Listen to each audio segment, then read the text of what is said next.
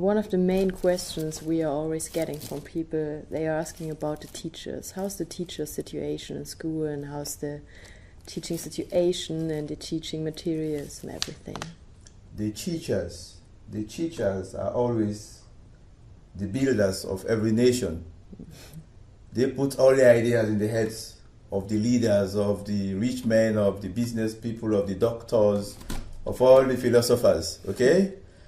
So for the teacher situation, it is the responsibility of the government to bring in teachers in every school being built in the country, and that is by law, and the government is trying in its own way, in its own little way, to at least provide some teachers in the various schools we are building, because we are complementing their efforts.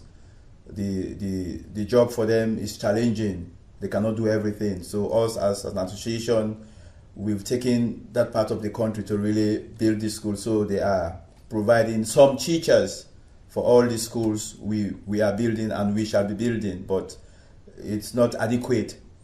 So the community, based on their high motivation to provide access and quality education to their children, have also met and they've recruited some teachers from within the community to join the teaching staff.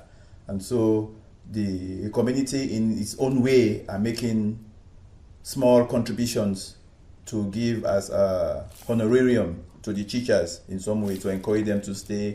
And we've also lobbied with the government to try to register these new volunteers as teachers and to put them on salary.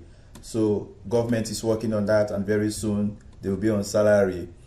For the stationery situation, the books, the pencils, well, before now, Furukolo EV, and even now, Furukolo EV is providing the books, the pencils, the pens, the erasers, the sharpeners, the foot rules, and the maps and other stationaries to these various schools.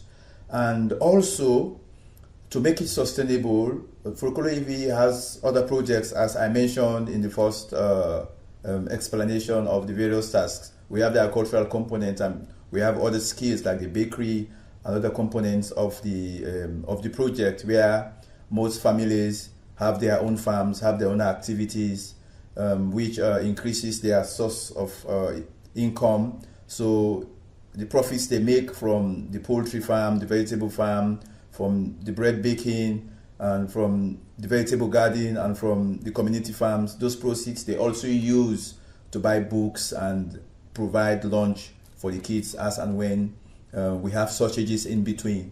So basically that is the situation as the project goes on in the various communities.